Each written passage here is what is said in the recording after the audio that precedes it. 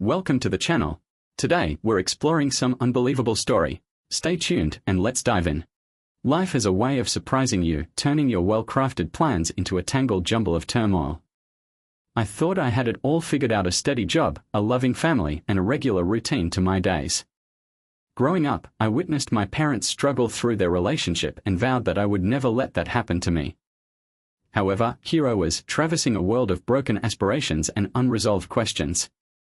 Before things crumbled, weekends were designated for family activities. My wife, Sophie, and I would take our girls to the park or hike a new path.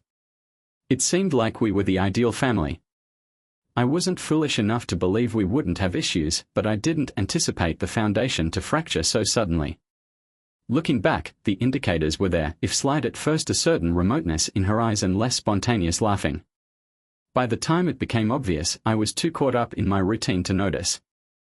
Sophie had already begun to wander, and I had no idea I was losing her until it was much too late. It's been almost 5 years since Sophie, my 16-year-old wife and once respected branch manager at a major bank, revealed her intention to end our marriage. Her explanation was simple and almost clinical. "I don't love you anymore," she said. "There's no one else, we've simply grown apart." I had my suspicions, but I couldn't prove anything. Soon later, I overheard her conversing on her phone about significant changes in her life. We decided to share custody of our girls, who were then 14 and 12, and both opted to live with her. I was reminded of all of this when I read a story in the Seattle Tribune on Thursday. It featured Sophie Williams, now regional VP, and her husband Victor Williams, a senior VP, at a charity event in Portland. Their children, Ava and Emma, now 16 and 19, were also there and characterized as up-and-coming. Sophie achieved the prestige she had always desired.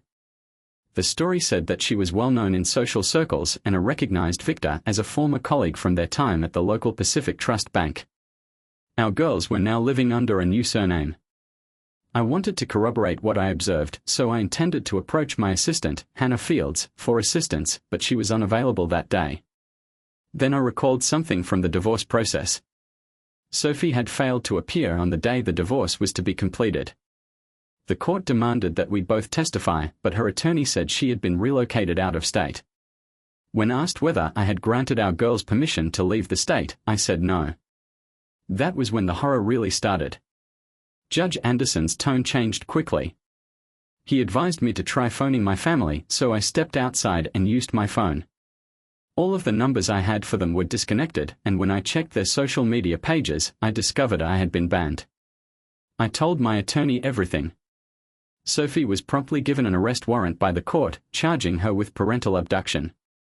He postponed the divorce until she arrived in court with the children. Sophie's lawyer argued that it was not a huge thing and indicated that I was lying, but the court remained adamant. "That's why she should be here," he said, accompanied by both of their daughters. During the police inquiry, I discovered that Sophie's relatives had accused me of mistreating our girls, despite the lack of proof to back it up. However, social services discovered no evidence of abuse. Sophie's family's rumors have circulated across town for years. Judge Anderson and I had kept in contact, bonding over fishing excursions, so when I stopped over to visit him that evening, I carried the newspaper item with me. "Look at this," I said, giving him the picture of Sophie and her new family. The judge became pale. "Jesus Christ," he mumbled. The following picture was of my daughters, now with new surnames. The judge promptly called the FBI. "Why didn't the bank help you find her?" Ruth, the judge's wife, inquired. "They got a federal court ruling saying it was a family matter and they didn't have to comply with the order," was my response. I departed shortly after, instructing the judge to phone me in the morning. It had been a long and difficult night. I couldn't help but wonder if there was more to Sophie and Victor's connection than simply friendship. I never expected it when she got employed as a loan officer and I was establishing my consulting firm. The issue remained with me. With my girls' name changes, were they really mine or his? Did any of us understand the truth? I tried to ignore my misgivings, recalling that Ava was born before Sophie began working at the bank. The following morning, I couldn't help but think of Hannah. Her animosity for her cousin had grown stronger over the last 6 years. I knew Hannah believed me, and her actions confirmed it more than once. I wanted to tell her how I felt, but I didn't. She deserved someone better, someone who was not trapped in the horror I was experiencing. Hannah was gorgeous. Her auburn hair, pleasant smile, and compassionate heart were everything a good guy could hope for. I daydreamed about her, but I knew I couldn't expect her to bear my troubles. The next day at work kept me occupied until Hannah knocked and let in 2 FBI officers. "Michael, there are 2 gentlemen here from the FBI. Shall I let them in?" "Of course, I've been expecting them," I said, getting up. "I'm Alex Holmes and this is David Carter," he continued. "We need to gather some background on your situation." I recounted how I met her present spouse some years ago. While I didn't believe there had been an affair at the time, my daughter's name change and their present relationship prompted some concerns. "The only way to know the truth is to have DNA tests for all of us," I informed you. I thought Ava was born before Sophie worked at the bank, but now I wondered if Sophie had known Victor even earlier. Did she file for divorce in California and marry him? David requested an answer. I verified that the divorce had not been granted since Sophie had failed to arrive. "The court records will show that," I said. "Judge Anderson doesn't tolerate nonsense. He learned that lesson the hard way with a corrupt lawyer years ago." "Did you give your wife permission to move out of state with the children?" Alex was wondering. "No," I said. "Her lawyer informed us that she had relocated out of state, and the court instructed me to try phoning them. When I did, their phone lines were disconnected, and I was banned on social media." "So, she moved before the divorce was final and married soon after," David informed him. "Exactly," Alex said. "This was all planned. It wasn't a mistake." "Did you hear from your wife at all?" David inquired. 2 weekends before the final court hearing, I clarified. Sophie and the daughters removed the rest of their belongings from our home. After being questioned by Child Services, they decided to live with her. "I haven't received any legal or public notice since then, so I assume I'm still not divorced," I said. "That means someone forged your signature on their adoption papers," Alex told us. "We can charge them both with covering up a federal crime." I inquired for the adoption documents, but they did not respond. "Mr. Masters, could you please sign this document?" Alex asked. "Hannah, please prepare a letter on our letterhead verifying my compliance with their request for my signature," I told you. "Make sure to witness it and make a copy for our records before handing over the original." "Are you still living at 82453 Oak Street?" Alex asked. "No," I said. "I needed a court order to sell it. The police were fed up with stories about me being a sexual offender." I continued. "After I was assaulted and hospitalized for the 2nd time, Judge Anderson assisted me in obtaining the order. I currently live in a beautiful residence with 5 acres of security." I kept Hannah up to speed on everything. She was surprised to find that her cousin had been located, and her eyes filled with hope and inquiries, but there was still so much unknown. "Hannah, when I go tonight, I'll turn off my cell phone." Hannah despised her cousin Sophie for ruining a good man's life and reputation, and she had seen my friends and family suffer as a result of Sophie's lies. It was frustrating for her to wait for the truth to come out, but after everything she'd seen, she knew lies were often accepted as truth.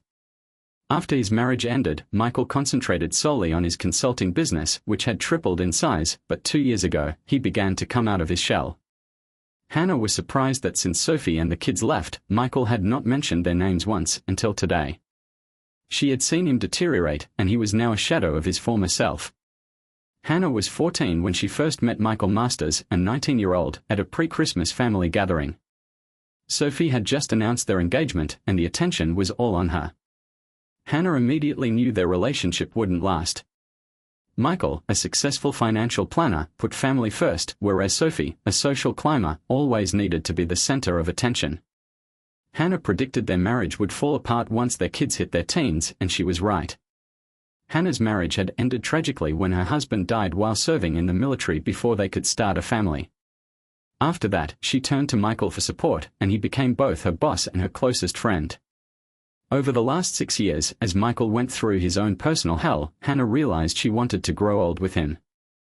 Michael's main struggle was that he couldn't escape his past, a past controlled by the actions of others. When Sophie and the kids disappeared, rumors spread, and some even believed Michael had liquidated them to protect his reputation. People assumed Michael's extensive security was because their bodies were hidden on his property. Michael stopped at the lighthouse for supper one night, ordered the salad bar and grilled salmon, and was about to return to his seat when Sophie's father, Edward, entered unexpectedly and sat down without asking. "I heard from Sophie this morning," Edward said. Michael didn't answer, just continued eating. The last time he'd talked to him in public, Edward had threatened to kill him for supposedly mistreating his granddaughters. Public scenes like that simply added to the rumors. "Ava and Emma are doing well," Edward said, "and Sophie eventually confirmed to me that you never abused your children in the manner she accused you. She used the fib as an excuse to leave. I want to find a way to apologize to you." He hesitated. "She's telling the family that I'll believe them if they offer me a notarized statement explaining everything." Michael set down his fork and glanced at him. "If they do that and come to my office, I'll believe them. Until then, this discussion is meaningless. You are all dead to me." "Well, that's harsh," Edward responded. "Well, I'm just treating you how you've treated me these last 6 years," Michael said. "Think about that and leave me to eat in peace."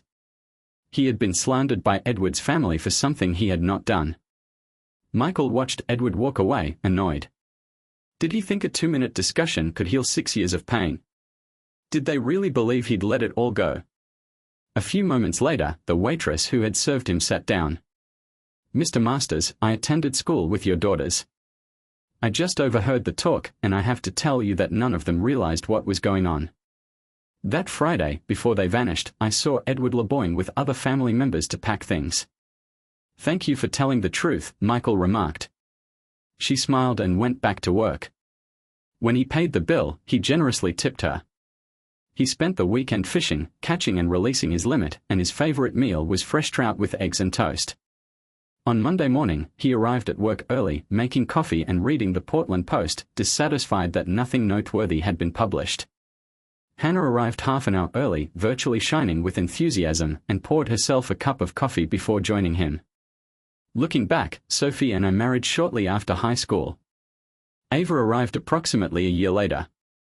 I spent my first several years flipping properties, but she began as a bank teller and worked her way up in finance. When Emma was born, I had my whole future planned, Michael said. Hannah nodded. I heard what you told Edward on Friday. Hell, everyone did. My phone rang continuously all weekend, Michael said. Do you blame him? After what his family has done to him, he has become a pariah here. Hannah was serious. I have one question, boss. Why are you asking for notarized statements? Public slander, Michael remarked, smiling. Oh crap, Hannah said. You're after everything she has, aren't you? That's the only way to clear my name, Michael said, and I'm freezing their assets until the case is resolved.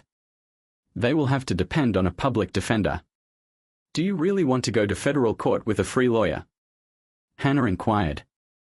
Well, boss, this week's going to be interesting, she remarked. If everyone who phoned me follows through, we'll have about 20 individuals. The majority of the family are wonderful, honest people, she continued. The trouble is, they've embraced the Fossards as fact.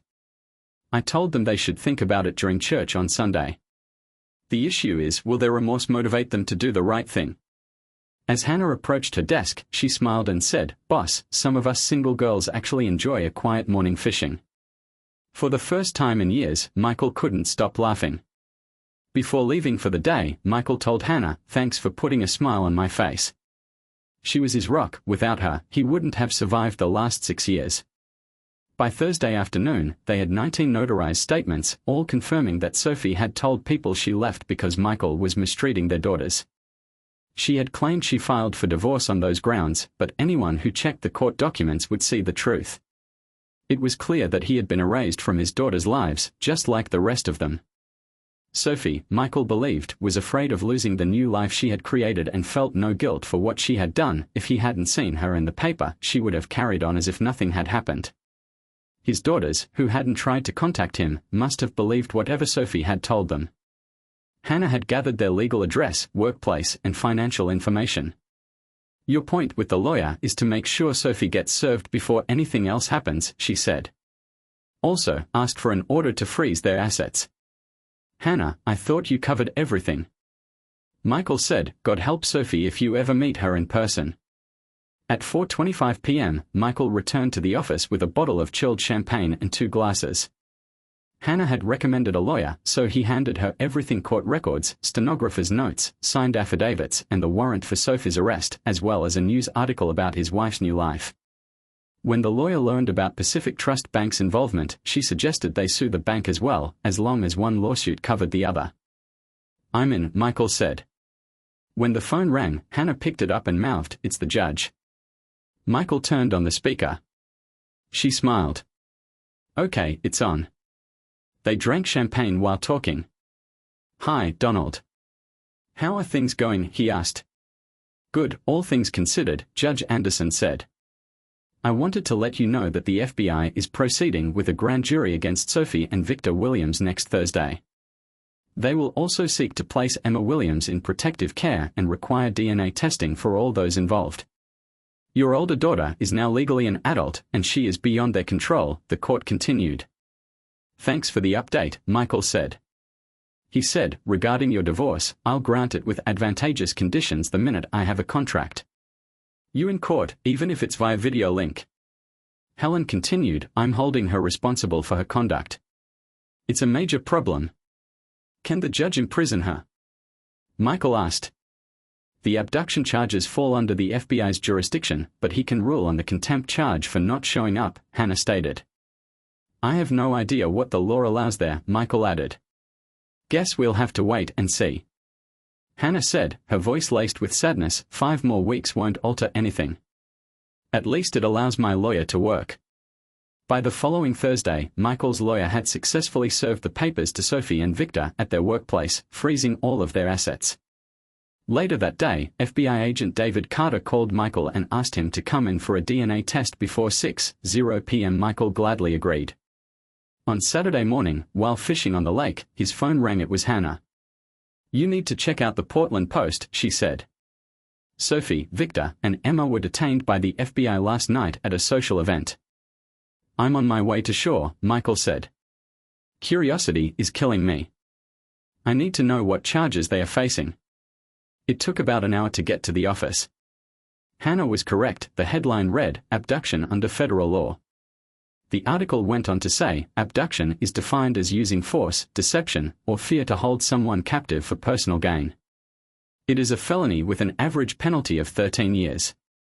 The article went on, this is only one of the charges against Sophie and Victor Williams. They are also facing legal consequences for leaving Colorado with their children without first consulting Sophie's husband, whom she was divorcing at the time due to irreconcilable differences. The court issued a bench warrant for Sophie's kidnapping after the divorce proceedings were halted owing to her refusal to attend. According to the report, Sophie married Victor Williams in New York City barely a week after leaving Colorado, which eventually led to her arrest. They used Michael Masters' identity on forms to have Victor adopt Ava and Emma, but the material was faked, including a signature. The FBI now thinks this was done to conceal the girls in plain sight.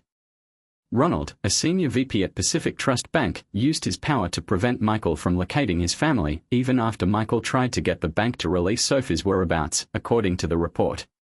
The article also discussed Michael's civil slander suit against Sophie after she told over 20 people he had sexually mistreated their daughters. It also touched on 2 outstanding attempted murder cases against Michael, as many claimed he had liquidated 3 persons who sought to harm his reputation. The police responded, there are 2 open attempted homicide cases, as he was the victim. Many people believe he liquidated them and got away with it.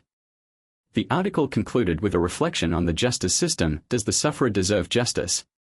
Probably not. In our society, criminals get the attention, but the sufferer pays the price. The article hit hard, laying out the facts. Just as Michael was refilling his coffee, the phone rang again. It was the Southeast Colorado newspaper. He confirmed the article's accuracy. The reporter asked about his experiences over the last 6 years. When Michael asked his opinion on what he'd been through, the reporter replied, I'd call it a living hell. It was surreal to think the nightmare might finally be over. His name was being cleared, but the damage was done. 6 years had ruined his relationship with his daughters and distanced him from his own family. When this was all behind him, he planned to sell the business and leave the area for good. If the one person he trusted would come with him. Before leaving the office, Michael cut out the story and images, scanned them, and made copies for his lawyer. Olivia Brooks was shocked when the FBI arrested her mother and stepfather. Afterward, they took her younger sister, Emma, to a different vehicle. One agent explained that her father had never agreed to the adoption and that the documents bearing his signature were forgeries. Her mother was charged with parental abduction and Victor was charged with abduction and aiding in a felony cover-up. Emma would be placed in protective custody until DNA confirmed her biological father. Amanda went home to pack, then waited at Portland Airport, waiting for her connection flight to Cape. She picked up a copy of the Portland Post and read the full piece. By the time her aircraft arrived, she was in tears. Amanda couldn't understand why her mother had wounded her father. She recalled when her mother informed her father she no longer loved him and wanted a divorce. Her father had been upset, but her mother's answer was icy. Who cares? He's simply a dude, and there are many more like him.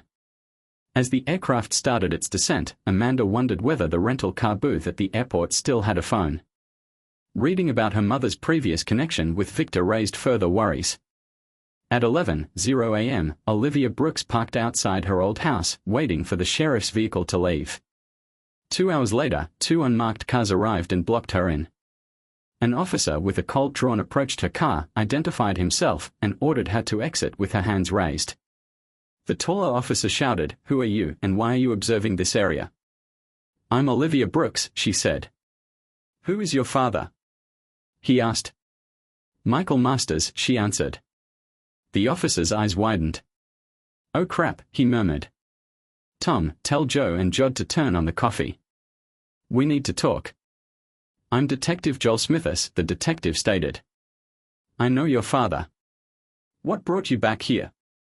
"Part of what occurred last night was reported in the Portland Post," Amanda said, "and I have a copy in the vehicle. Should I acquire it?" "Please, it'll help," Joel said. After a quick round of coffee, Detective Smithers read the article aloud, leaving everyone in the room stunned except him. "Do you believe my father?" Amanda inquired.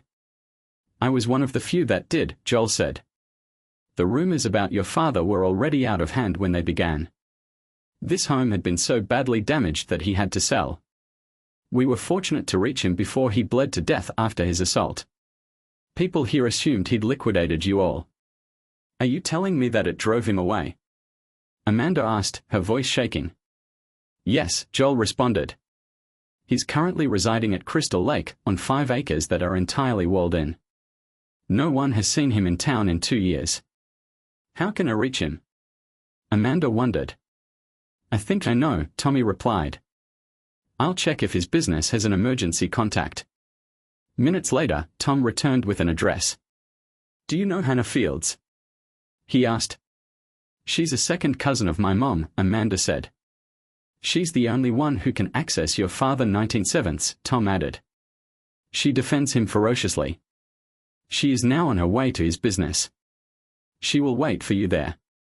Amanda thanked them and departed. "What type of lady would have done what Sophie did to Michael?" Jod inquired. "One who blames him for everything that went wrong in her life," laughed Joanne. Hannah Fields unlocked the door for Amanda and switched on her phone's audio recorder. "The first question is, Amanda, what do you know about the period you disappeared?" Hannah inquired. Amanda took a deep breath and related what she remembered. "Mom woke us up early and told us we were going on a surprise trip to New York. We had no clue what was occurring. I discovered out later that other family members knew about her connection with Victor, but assumed it was merely a friendship." Hannah nodded. "So you didn't know anything was wrong?" "No," Amanda said. "It wasn't until we were on the way that I discovered our phones were gone. Mom stated we were relocating because she received a promotion. I trusted her, but I know now it was a lie." Hannah listened intently as Amanda continued. She claimed the phones were cancelled due to the transfer. "We traveled more than 20 hours in 2 days. Once we arrived in New York, Mom handed Emma a new phone with a New York number.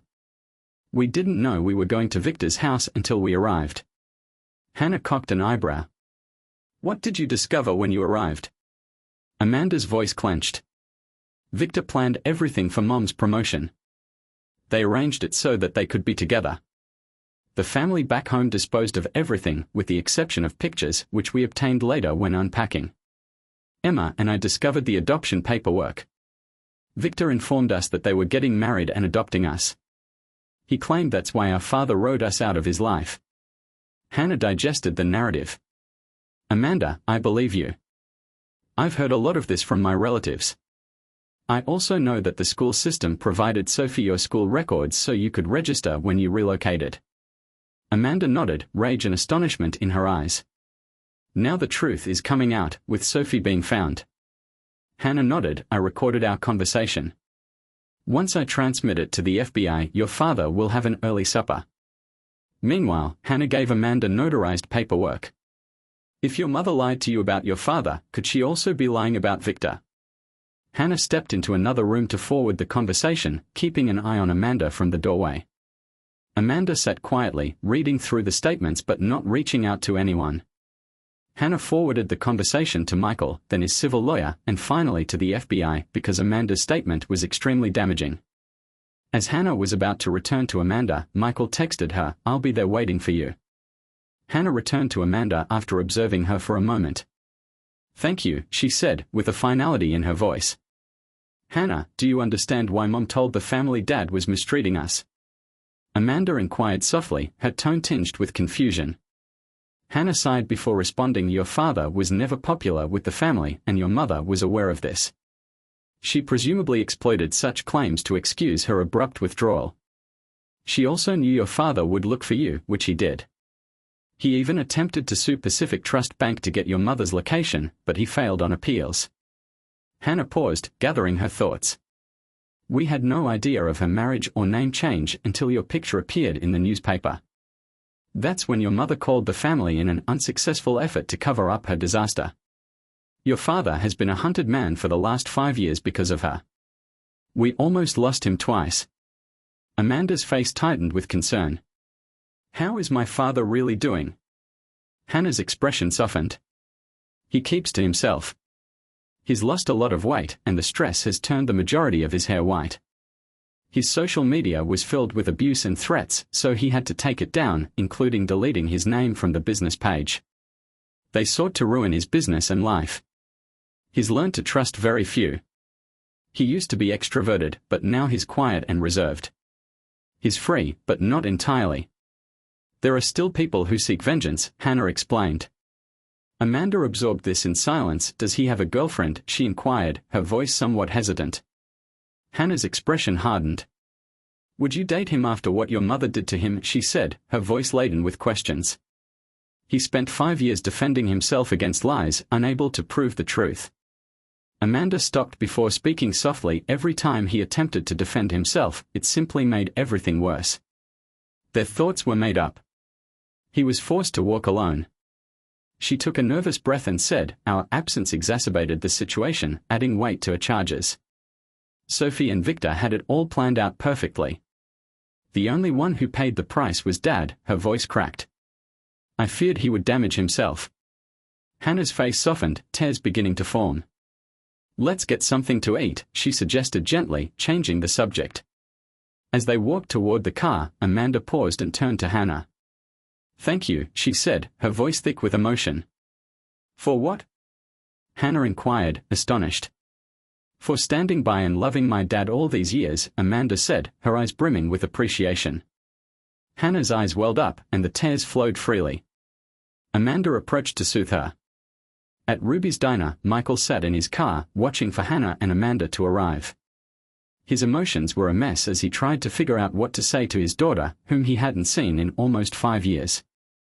He had replayed Hannah's conversation with Amanda in his mind, believing it, but still struggling to accept it. When he saw them walk toward the door, his hands shook so badly that he could hardly light his cigarette. Everything had changed. Amanda had grown into a beautiful woman. He saw so much of his own mother in her, and it saddened him, remembering how his family had disowned him after his wife and daughters disappeared. After completing his smoke, he switched off the vehicle and prepared for the shortest but longest walk of his life.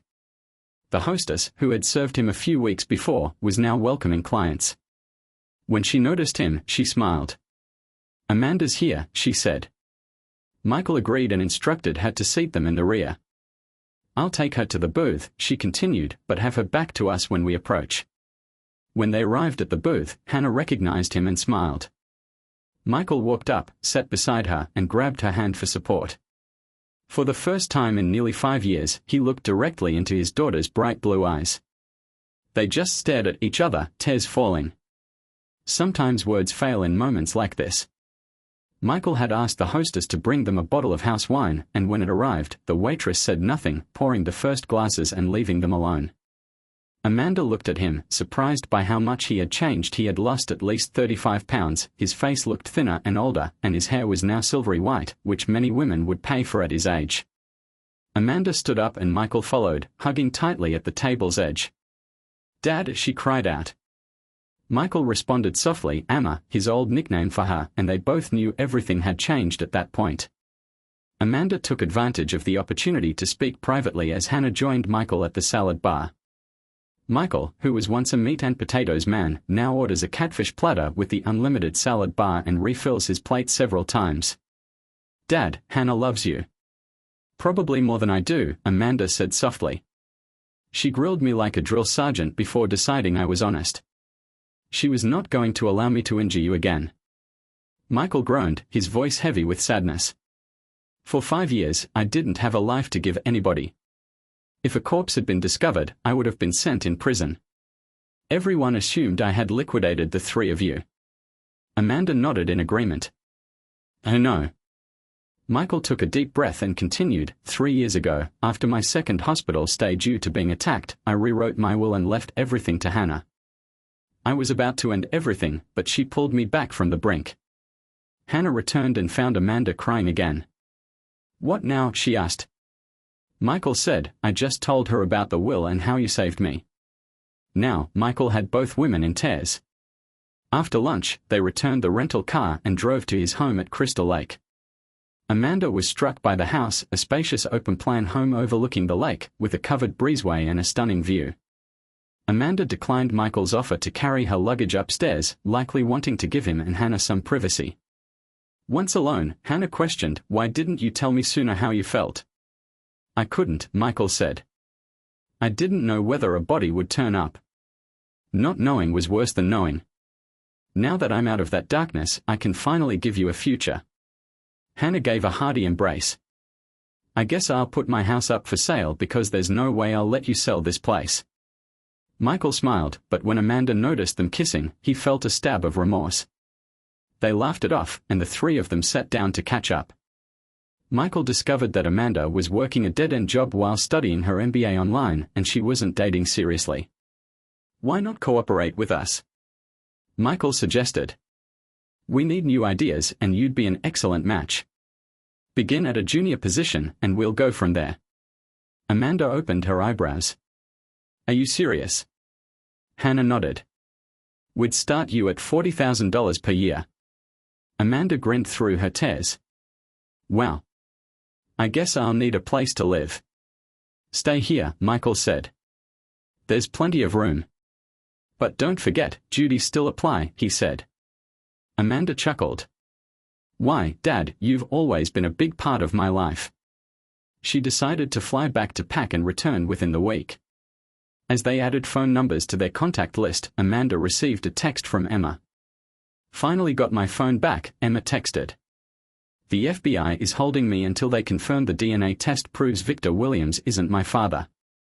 They showed me how the adoption papers had been forged. I can't call, but I can text." Amanda said, "I'm flying back tomorrow to pack. Returning home and joining Dad's firm. His number is under, sir." Emma texted back, "Bring my laptop and phone, leave the rest. Grab a copy of today's The Portland Post.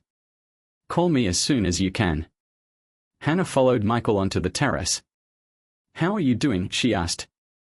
Overwhelmed, Michael confessed, drawing her into an embrace. Hannah recommended bringing Amanda to her apartment to collect some clothing, allowing Michael time to ponder, and she gave the gate code and house keys for copy while they were gone. Michael let out years of pent-up anguish, like a dam had broken.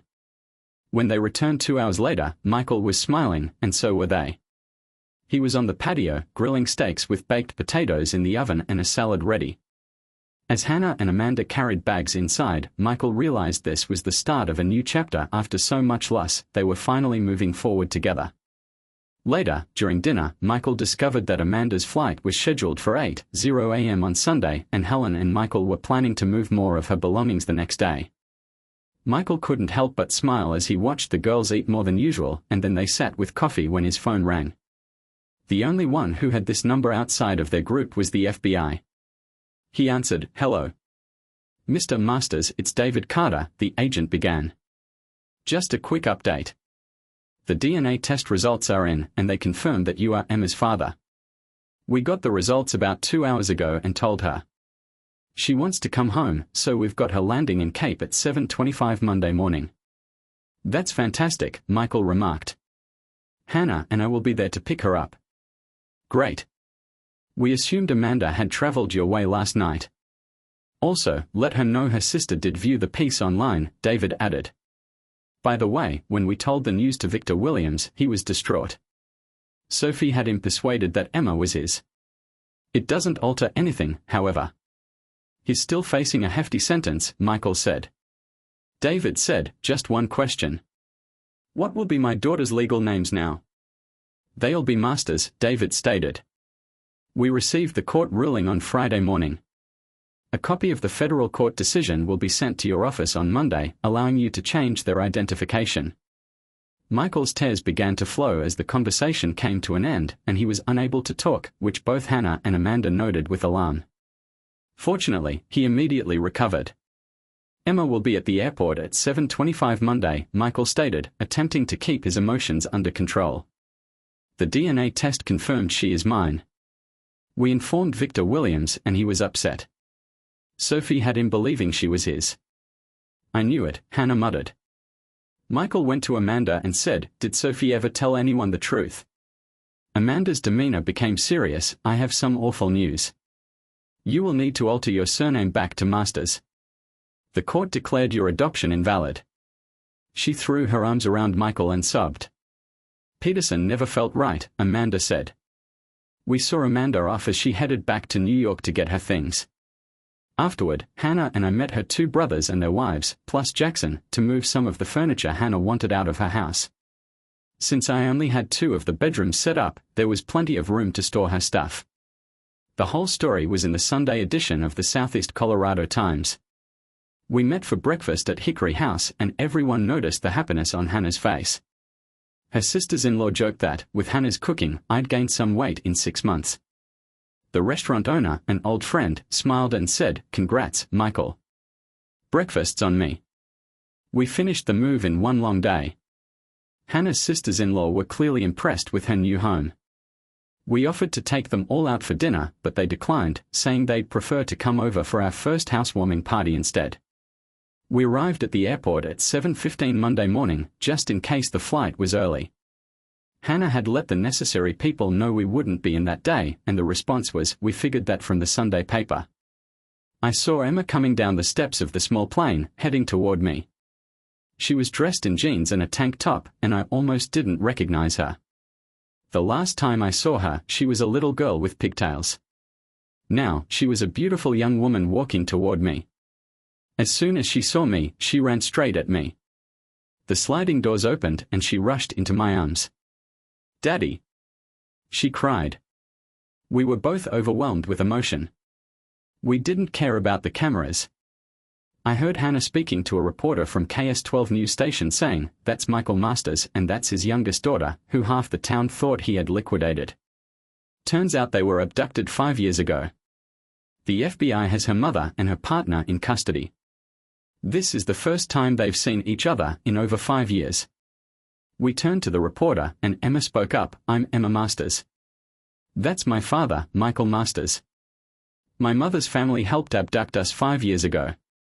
They spread lies about our father, claiming he mistreated us, but none of this was true. My mother's family may have done terrible things, but my father has never done so. Anyone who comes after him now must go through my sister and me. We are a family and we stand together." My mom told us when she divorced him that he got what he deserved, Emma said, but none of us deserved what she put us through. To me, he is more than simply my father, he is the most honest individual I know. I introduced Emma to Hannah and she embraced her and said, Amanda and I had a long conversation yesterday. We've learned a lot. It turns out our mom lied to Victor just as much as she did to Dad. She desired attention so severely that she almost wrecked 5 lives. We know you and Dad are intending to marry, and as far as Amanda and I are concerned, we want to forget the Helen portion. Okay. Hannah teared up. You couldn't have said it better, Emma. Emma grinned. I'll agree to that if you promise to be one of my bridesmaids. How about we go grab some breakfast? I proposed. Emma nodded. Can we go to Denny's? Are they still open? They are, but Huddle House is nearby and provides the same sort of cuisine, I said. Is that okay? It was, and I was surprised by how much Emma could eat. Watching her, I thought it might actually be cheaper to send her to a boarding school. It was still hard to believe I had a life again. My 2 daughters were back in my world in a way I'd never imagined. My house no longer felt like a house, it finally felt like home. Later, while we were shopping at Macy's, I deliberately wandered off. I couldn't bear listening to the girls talk about underwear and other personal stuff. By the time they realized I'd slipped away, I was almost back. Hannah asked where I'd gone and I said, just the washroom. I found myself stuck watching Emma try on clothes. For some reason, she was looking for my approval. Honestly, I thought she'd look great in anything, but she insisted on hearing my thoughts. $300 later, we walked out with 2 shopping bags. Back at the house, Hannah proudly showed Emma the 4 bedrooms upstairs that were now fully furnished. Emma seemed to really like the room that had Hannah's old master bedroom set, which made Hannah beam with happiness. Later, we sat on the patio, trying to enjoy the coolness before the afternoon heat kicked in. The women sipped on iced tea while I relaxed with a cold beer. After a while, I stood up, walked over to Hannah, and pulled a small box from my pocket. Dropping to one knee, I caught her off guard. Since I haven't asked you properly, I said, opening the box with the 3-ring set inside, will you marry me? Yes, of course, Hannah responded, her eyes welling with tears. Emma took a photo of the moment and immediately texted it to Amanda. Yes, it fits, Hannah said, her grin beaming. I had gotten Hannah's ring size from her brother, so it was a pleasant surprise that the ring fit perfectly. About half an hour later, Hannah's phone rang, and Emma and I exchanged worried glances when we saw her unexpectedly cry. She handed me the phone, and as soon as I heard Amanda's voice, I knew what was going on. Congrats, Dad, Amanda remarked, her voice cracking slightly over the line. Are you on the road yet? I left at 4:00 yesterday, she continued. Been driving non-stop since then. It's a lot calmer at night, and the police aren't as busy. I was cruising slightly over 100, so the miles flew by. Tell my sister I got her stuff, I said. I will, Amanda said. How much farther? I need you to guide me in, she told me. I just got off the off-ramp at Cape. I sent her the directions and I couldn't decide whether I should be proud or worried. She appeared to have driven nearly 19 hours straight. As the sound of a car approaching the driveway reached our ears, both girls rushed to the door to greet Amanda, who stepped out of the car looking tired but otherwise fine.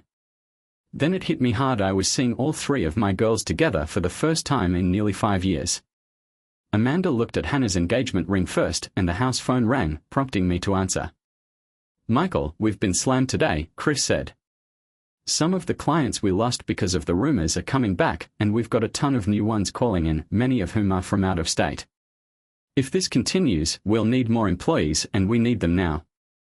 My daughter, Amanda, will be starting as a junior next week, I said. She's green, but she's striving for an MBA. Can I have her on my team? Chris inquired. It'll be hard hours, but she'll learn quickly. Sure, I said. Chris AER is a go-getter. I employed him shortly after he graduated at the top of his class. He had to learn the hard way, like we all did, but he had shown himself over time. He rapidly understood that business theory did not always apply in the actual world, and he was not hesitant to say this. He taught his team by doing. If someone made a mistake, he would step in and explain what went wrong, ensuring that they understood. In his opinion, the only incorrect question was the one you did not ask. Chris, Hannah and I will be taking the rest of the week off, I told him. We've got a lot to deal with: our engagement, the girls coming home, and a few legal matters to clear up, including getting Emma enrolled in school. Engaged? Chris said. Wow, that's fantastic news. By the way, we received a courier letter from the FBI. Can you stop by and pick it up at 50? Thanks for the reminder, I answered. I'll be there at 4:25. We proceeded into town, and we had agreed to have our first formal family supper at Red Lobster, a spot the girls had selected. I stopped up in front of the office and asked Amanda if she wanted to check out where she'd be working. Sure, she said, so we all went inside. When we entered, the receptionist greeted us and led us to the largest conference room. There we found a big cake and a banner that read, "Congratulations." Amanda met her new boss, and everyone was introduced to my new family. It didn't go unnoticed that both my daughters were already calling Hannah Mom. We arrived at the restaurant around 6:25 p.m., just in time for their annual all-you-can-eat shrimp special. My daughters lost count after 140 shrimp and couldn't believe I was now eating raw lemons like oranges. That night, as we sat together, we went over the court ruling. The first thing I noticed was that the document appeared to be something you could easily create on LegalZoom.com, no lawyer required. The second point was that an expert had concluded that the signature of Michael Allen Masters had been traced over, the ink breaks weren't consistent with someone's natural signature flow, and there were discrepancies in every instance. The third glaring detail was that I had never used my full middle name when signing anything. The final clue was that the signature on the document had been dated after they had left Colorado. On the second page, the court ruled that AV. The week was spent resolving legal issues. First, we went to the Social Security office, then to the state attorney's office to restore Ava and Emma's birth certificates to their original names, and finally to the DMV for new driver's licenses.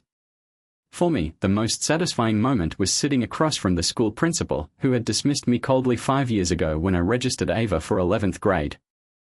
On Thursday, I picked up new cell phones for the girls, and on Friday morning, Hannah and I took Ava and Emma to the Ford dealership in Jackson, where I traded in Hannah's car and Ava's old one, and both ladies drove home in brand new 2020 Ford Escapes on lease-to-own plans through my company. I also gave Ava a check for the trade-in value, which was credited to our down payment. Later that day, my divorce lawyer called. For the first time in 6 years, my daughters and I were scheduled to appear in court on Monday at 1 p.m. I asked Hannah if she'd join us. Damn right, she said. In court, we sat before Judge Donald McDonald, as Sophie appeared on a monitor without her customary polish, looking haggard and unflattering in her orange jumpsuit. The judge went to her counsel. Does your client have anything to say about the contempt charge? He asked. Her lawyer reacted hesitantly. She claimed she didn't understand she needed to be in court today. The judge arched an eyebrow. Did you remind her frequently throughout the settlement discussions? Yes, the lawyer admitted. So, are you incompetent enough to trust her? The judge responded. No, the attorney mumbled. How does your client plead? No contest, the lawyer replied. The judge's tone became icy. I sentence her to 5 years to be served consecutively with any federal time. The lawyer complained. Your Honor, isn't that extreme? Not in my opinion, the judge said coldly. But she can appeal. As for the divorce, it is granted in favor of Mr. Masters, the judge continued. All remaining marital assets are forfeited to him, as she abandoned her minor daughters when she left the state. Turning to my lawyer, he said, draft the divorce decree, including a waiver for the waiting period. I suppose your customer has waited long enough. My lawyer interjected, my client has one last request. He just got engaged to Miss Hannah Fields and would want you to conduct their civil ceremony. Hannah and the girls gasped in delight as I smiled knowingly. My lawyer and I had planned for this possibility, and the judge beamed. It would be my honor. Congratulations to you both. Long overdue. Sophie's shocked expression on the monitor was priceless. It seemed she had expected a slap on the wrist, not 5 years in prison or news of my engagement to her cousin. The judge adjourned court with a bang of the gavel, then approached to shake my hand. I formally introduced him to Hannah and the girls, and he grinned as we left. Michael, we need to go fly fishing soon before the heat gets unbearable. After years of silence, the chatter of the three most important women in my life was deafening but joyful. Then, I noticed a couple quietly slipping away. It was my parents, and their presence hit me hard. My father's parting words echoed, "Forgiveness is easy. Forgetting isn't." At home, wedding planning took over. Hannah listed her house for sale, Ava fit in seamlessly at work, and Emma reconnected with old friends. Masters Consulting was swamped with new clients, including 2 corporations that needed complete restructuring. Ava amazed us all by spotting overlooked issues costing a client millions in potential sales. Within 3 weeks, she turned it around, significantly increasing their revenue. Watching her succeed made me proud. It felt like life. Hannah and I were lying in bed one night, cuddling, as she adjusted to being a mother again and I adjusted to being a father. "You know, dear, my biological clock is ticking," Hannah said, gazing at me with those dreamy eyes. "How long should we wait before having 1 or 2 of our own?" I hadn't really thought about it, but after everything Hannah had been through with me, I knew I couldn't refuse. "Let me put it this way," I answered. "As long as you're not showing in our wedding pictures, I'll leave it up to you." I don't believe I need to explain why neither of us got much sleep that night. We exchanged vows on Mother's Day. Ava was the maid of honor, and Emma and another niece were maids of honor. Chris Acko was my best man, and my nephews were ushers. It was a small ceremony in our backyard, with the lake as the backdrop. Hannah's brother had prepared the yard, and the judge married us beneath a spring flower arbor. The men wore blue jeans, cowboy hats, and matching boots. The women went all out. Hannah wore a traditional white gown, and her bridesmaids wore yellow dresses.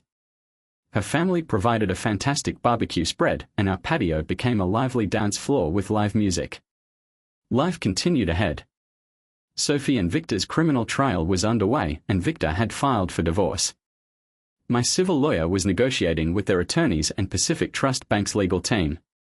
As Father's Day neared, I knew Hannah and the girls were preparing something, but I had no clue what. On Father's Day, Hannah and I were up at dawn, fishing on the lake. The fish were biting, and we reached our limit in less than an hour. Just before we headed back, Hannah handed me a card. Inside, it read, "Happy Father's Day, Daddy. We are pregnant, and it's a boy." I was so excited that I flipped the canoe, and we lost everything, our fishing poles and tackle box. We ended up drenched, but the girls had already heard about it, and they thought it was hilarious. Things settled down, but the real change came when our son was born, screaming and weighing 7 pounds 4 ounces. When I phoned to inform my mother, she raced to the hospital, and I brought her right to Hannah, who was holding our baby. "His name is Colin Richard," I said, and my mother burst into tears. Colin Richard was her grandfather's name. My father and I still haven't talked. He'd have to come to me, which he hasn't done yet, but each new day brings improvement, and life continues on. Thank you for watching. Do you believe families can genuinely recover after betrayal? Let us know in the comments, and don't forget to like and subscribe.